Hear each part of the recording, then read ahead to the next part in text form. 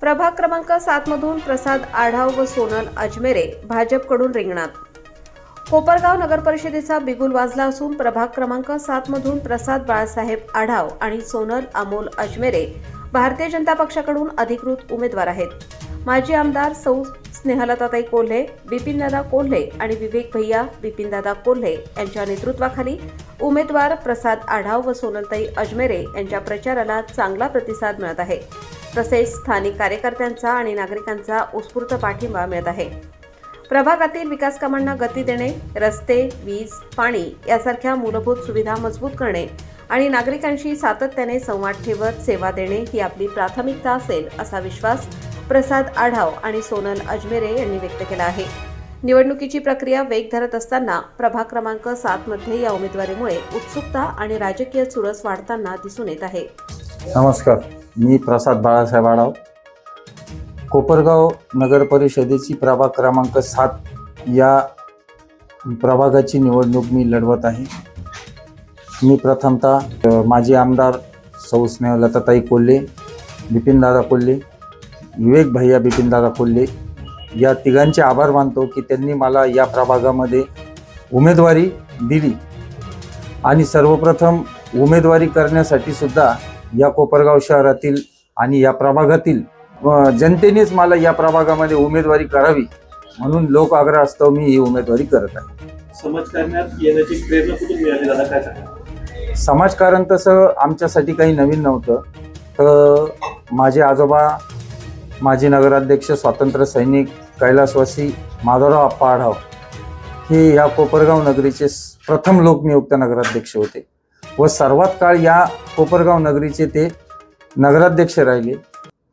त्यांचा म्हणजे विक्रम आजपर्यंत कोणी तोडलेला नाही। इतके वर्ष म्हणजे जवळपास 17 वर्ष ते नगराध्यक्ष राहिलेले आहेत आणि मुळामध्ये आमच्या घरामधूनच सामाजिक कामाचा आणि राजकारणाचा एक लिगसी म्हणूया आपण, एक परंपरा म्हणूया, त्या परंपरेमधून मी समाजकार्यात वाहत गेलो आणि तसंच वाहत समाजकार्यामधून आता राजकीय जीवनामध्ये प्रवेश करून ह्या प्रभागाची उमेदवारी करत आहे। निवडून आल्यानंतर विकास कामांचा प्राधान्यक्रम काय असणार आहे? मुळामध्ये या प्रभागामध्ये विकास म्हणजे हा प्रभाग म्हणजे कोपरगाव शहराचा एक मध्यवर्ती भाग आहे। सर्व शासकीय इमारती या प्रभागामध्ये आहे, त्यानंतर सर्व बँका या प्रभागामध्ये आहे बऱ्यापैकी बहुतांशी, त्यानंतर सर्व मुख्य बाजारपेठ या प्रभागामध्ये आहे। तर या प्रभागामध्ये एक छोटासा टिळकनगर म्हणून एक झोपडपट्टी वसाहतीचा भाग पण आहे।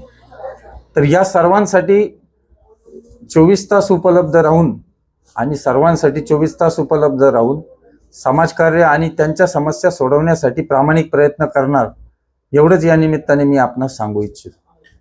आपण निवडून आल्यानंतर युवकांसाठी आणि महिलांसाठी काय विशेष योजना आपण राबवणार आहात आणि आपला काय म्हणत आहे? जसं आता मी आपल्याला याच्या बोलताना सांगितलं की या प्रभागामध्ये टिळकनगर वसाहत जी आहे तेथील बरेच लोक युवक हे बेरोजगार आहेत असं मला निदर्शनास आलं। त्यानंतर त्या प्रभागात आमच्या प्रभागातील टिळकनगर भागातील महिला या सुद्धा कष्टकरी आहेत, हातावरच्या आहेत, मोलमजुरी करून काही महिला त्यातील पोट भरत आहेत। तर आमच्या नेत्या सौ आमदार स्नेहलताताई कोल्हे यांनी जसं गारमेंट क्लस्टर चालू करून महिलांना रोजगार निर्मिती करून दिली आणि आमचे नेते युवक नेते विवेक भैया कोल्हे यांनीही रोजगार मेळावे घेतात, इंटरनॅशनल आपल्या मल्टीनॅशनल कंपन्या किंवा पुण्याला स्थायिक असलेल्या कंपन्या या सर्व कंपन्यांमधून ह्या कोपरगावातील मुलांना जसे जॉब उपलब्ध करून द्यायची तसेच रोजगाराची संधी उपलब्ध करून देतात, त्याप्रमाणे प्रामाणिकपणे युवकांना कसा रोजगार मिळेल यासाठी मी सतत लढत राहणार। आणि महिलांसाठी या सरकारचे मी एकदा आभार मानतो की महाराष्ट्र राज्य सरकारने लाडकी बहीण योजना जी आपल्या या महिलांसाठी लागू केली किंवा ती अविरतपणे चालू आहे, परंतु महिलांचं सक्षमीकरण कसं व्हावं किंवा महिलांचं अजून स्थानिक पातळीवर महिलांना आपल्याकडून काय देता येईल, तर गारमेंट क्लस्टर असेल किंवा छोट्याशा गृह उद्योगासाठी त्यांना काय अर्थपूर्ण मदत करता येईल का, किंबहुना त्यांना जिल्हा उद्योग केंद्राकडून नवनवीन प्रकल्प आणून त्यामध्ये काही सबसिडीचा लाभ मिळून काही आपल्याला करता येईल का, अशा प्रकारचा मानस माझा आहे। जाता जाता प्रभाग क्रमांक 7 मधील नागरिकांना काय संदेश द्या?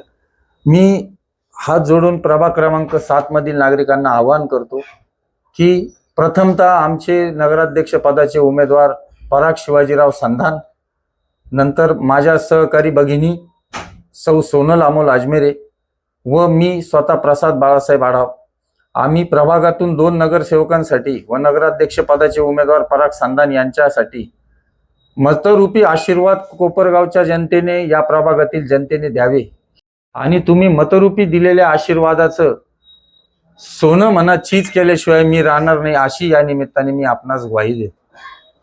कोपरगाव नगर परिषदेचा बिगुल वाजला आहे. सोनलताई प्रभाग क्रमांक 7 मधून या ठिकाणी भारतीय जनता पक्षाकडून अधिकृत उमेदवार आहे.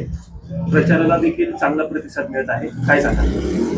निश्चितच प्रभाग क्रमांक 7 हा कोपरगावातला मुख्य बाजारपेठेचा भाग आहे आणि एका अर्थाने म्हटलं तर प्रभाग क्रमांक 7 हा कोपरगाव शहराचा आत्मा आहे, मध्यभाग आहे. त्यामुळं निवडणुकीच्या दृष्टीने संपूर्ण कोपरगावात हा प्रभाग फार महत्त्वाचा मानला जातो. त्यामध्ये माझी धर्मपत्नी सौ सोनल अजमेरे आणि प्रसाद आढाव हे प्रभागातून उमेदवारी करत आहे भारतीय जनता पक्षाकडून, आणि परागजी संधान हे नगराध्यक्षपदासाठी कोपरगाव शहरातून उमेदवारी करत आहे. तसं जर बघितलं तर संपूर्ण 30+30 उमेदवारामध्ये ह्या प्रभागातले उमेदवार हे सर्वात शिक्षित आहे, उच्च शिक्षित आहे. माझी स्वतःची पत्नी ही BSc microbiology, MSc botany, B.Ed आणि D.Pharmacy एवढं शिक्षण घेतलेली आहे आणि प्रसाद आढाव हे स्वतः सिव्हिल इंजिनियर आहे. त्यामुळं हा अतिशय महत्त्वाचा असलेला भाग आणि त्यामध्ये सर्वात जास्त उच्च शिक्षित उमेदवार ही या प्रभागाची फार जमेची बाजू आहे. त्यामुळं हा सर्व सुशिक्षित भाग आहे, विचारांचा, गावातल्या सर्व प्रकारच्या लोकांचा हा भाग असल्यामुळं आम्हाला खूप चांगला प्रतिसाद मिळत आहे आणि निश्चितच आम्हाला वाटत आहे की आमचा विजय हा निश्चित झालेला आहे. डॉक्टर साहेब, प्रभाग क्रमांक 7 मध्ये सध्या कुठल्या अडचणी आहेत आणि निवडून आल्यावर कशा पूर्ण करणार आहात? तुम्हाला मी पहिलेच सांगितलं की प्रभाग क्रमांक 7 हा कोपरगावचा मुख्य बाजारपेठेचा भाग आहे. त्यामुळं हा भाग संपूर्ण वर्दळीचा भाग आहे आणि ह्या भागामध्ये रहदारीचा प्रश्न हा फार मोठा आहे. रहदारीमुळं कोपरगावातल्या जे मोठे दुकानदार आहे, ज्यांनी लाखो रुपये खर्च करून दुकाने घेतलेले आहे, परंतु रहदारीच्या अडथळ्यामुळं त्यांच्यापर्यंत, दुकानदारांपर्यंत ग्राहक व्यवस्थित पोहोचत नाही. त्यामुळं दुकानदारांचं आर्थिक नुकसान होते आणि तसा बघितला तर हा प्रश्न खूप सोप्या पद्धतीने सोडवला जाऊ शकतो. या प्रभागामध्ये ऑड आणि इव्हन या पद्धतीची जशी शहरामध्ये पार्किंग व्यवस्था असते तशी नगरपालिकेच्या माध्यमातून आम्ही ही व्यवस्था उभी करणार आहे.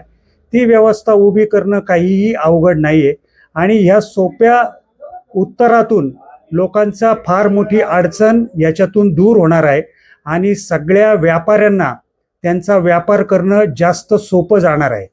दुसरी गोष्ट म्हणजे ज्यावेळेस सणासुदीचे दिवस असतात तर या प्रभाग क्रमांक 7 मध्ये सर्व हातावर पोट धरणारे लोक हे ठेले लावून सणासुदीच्या काळामध्ये त्यांचा व्यवसाय करतात.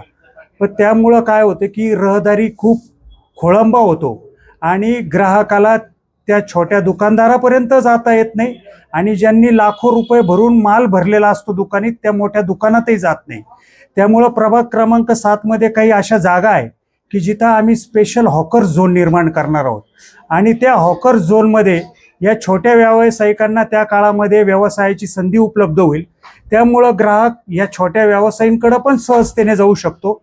त्यामुळं त्यांचा व्यवसाय तिपटीने वाढेल आणि जे मोठे दुकानदार आहे, ज्यांनी खूप भांडवल लावलंय स्वतःच्या व्यवसायासाठी, त्यांच्यापर्यंतही ग्राहक अतिशय व्यवस्थितपणे सहज जाऊ शकतो. त्यामुळं छोटे व्यावसायिक असो किंवा मोठे व्यावसायिक असो यांना खूप फायदा होणार आहे. शिवाय आमच्या प्रभागामध्ये टिळकनगर सारखा अतिशय दाट लोकवस्तीचा आणि मध्यमवर्गीय कुटुंबाचा एक प्रभाग आहे, जिथं हायमॅक्स दिवे असतील, अंधाराचा प्रश्न असतील, शौचालयाच्या सुविधा असतील, ह्या आम्हाला निर्माण करायच्या आहे. परत आमच्या मनामध्ये एक विचार आहे की अशा छोट्या दाट लोकवस्तीच्या 1000-1200 लोकवस्तीच्या मध्ये छोटे मोहल्ला क्लिनिक आपण नगरपालिकेच्या माध्यमातून सुरू करणार आहोत. त्यामुळं काय होईल की ह्या लोकांना ज्या मोठ्या सरकारी दवाखान्यात जाऊन तासनतास छोट्या छोट्या आजारांच्या उपचारासाठी वेळ द्यावा लागतो आणि त्यांची ती रोजीरोटी एकेका दिवसाची बुडते. परंतु त्यांच्याच मोहल्ल्यामध्ये जर छोटे मोहल्ले क्लिनिक असतील आणि छोट्या मोठ्या आजारांवर त्यांना जागेवर तात्काळ उपचार मिळणार असतील तर त्यांची दिवसाची मोलमजुरी किंवा त्यांचा व्यवसाय त्यांना करता येईल आणि त्यांचा वेळ वाचेल आणि त्यांचं आर्थिक नुकसान होणार नाही. त्या दृष्टिकोनातून आम्ही नियोजन करीत आहोत. डॉक्टर साहेब, आपले कोरोना काळातील देखील कार्य उल्लेखनीय आहे, त्याबद्दल काय सांगाल? करोना काळ ही आपल्याकडं आलेली फार मोठी नैसर्गिक आपत्ती होती. करोना काळाचा विचार केला तरी आपल्या अंगावर शहारे येतात. परंतु त्या काळामध्ये करोनाच्या दुसऱ्या लाटेमध्ये माझं हॉस्पिटल हे करोना सेंटर म्हणून होतं. माझी त्यावेळेस मुलगी 2 वर्षाची असताना देखील मी आणि माझी धर्मपत्नी, जी स्वतः पूर्ण हॉस्पिटल मॅनेजमेंट आणि फार्मसी सांभाळत होती, मेडिकल सांभाळत होती, आम्ही रात्री 2-2, 3-3 वाजेपर्यंत लोकांना सेवा दिली. माझ्या त्यावेळेस करोना हॉस्पिटलमध्ये हजारो लोकांना उपचार मिळाले आणि अतिशय गंभीर परिस्थितीमध्ये असलेले रुग्णसुद्धा आम्ही वाचवण्यात यश आलो. त्याचा मला खूप आनंद वाटतो. खूप लोकांनी नंतर येऊन आमचे पर्सनली आभार मानले की डॉक्टर, तुमच्यामुळं आमचं जीव वाचला. आणि त्या 2 वर्षाच्या मुलीकडं आम्ही त्यावेळेस तिच्या जीवाला धोका असताना देखील आम्ही आमची सेवा कुठेही कमी पडू दिली नाही आणि लोकांना, रुग्णांना पूर्ण सेवा दिली. त्याचा मला मनापासून आनंद वाटतो. जाता जाता प्रभाग क्रमांक 7 मधील नागरिकांना काय आवाहन करा? नागरिकांना माझी हीच आव्हान करतो मी की आम्ही दोन्ही उमेदवार खूप सुशिक्षित आहोत. आमच्या दोन्ही उमेदवारांचे आजोबा कोपरगावचे 10-10, 15-15 वर्ष माजी नगराध्यक्ष राहिलेले आहे आणि त्यांचं कोपरगावामधलं त्यांचं काम त्याच्यामुळं ते अजरामर आहे आणि त्यांचाच वारसा आम्ही पुढं चालवणार आहोत. त्यामुळं आम्ही खरं तर राजकारणापेक्षा समाजकारण हे केंद्रबिंदू ठरवून या राजकारणात उतरलो आहे. त्यामध्ये विवेक भैया कोल्हेसारखं नेतृत्व, आमदारताईंसारखं मोठं आधार आणि भारतीय जनता पार्टीची विचारसरणी ही आम्हाला मिळाल्या असल्यामुळं आमची लोकांना नम्र विनंती आहे की तुम्ही यावेळेस आम्हाला भरघोस मताने विजयी करून द्या. धन्यवाद.